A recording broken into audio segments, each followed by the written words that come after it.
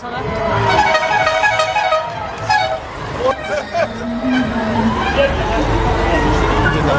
va peut-être jeter un petit coup d'œil sur le profil de cette montée, la dernière montée de la journée sur le plateau de Bonascre. Regardez, on part donc d'Ax-les-Thermes et là tout de suite, boum, 10,2, ça ne mégote pas dès le départ. On sait de suite où on se trouve, il y a quelques rampes difficiles, il y a mais du elles 11-6 ne aussi, sont pas très longues.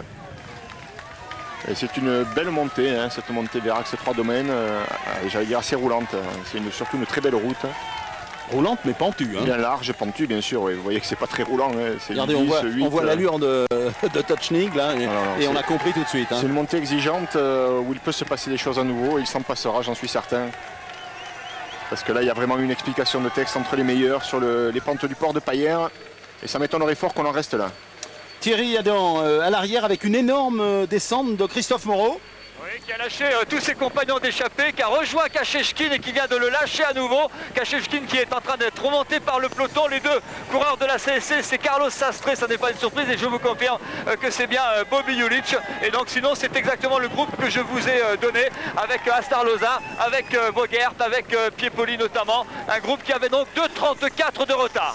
On vous le disait, la pente est rude et là on vient de voir Jörg Touchnig, l'Autrichien. C'est dur, ça se voit dans le coup de pédale. Il a plus de... Et ça se voit sur le visage. Il a plus de 2 km d'avance quand même, Touchnig, 2 km d'avance en montagne.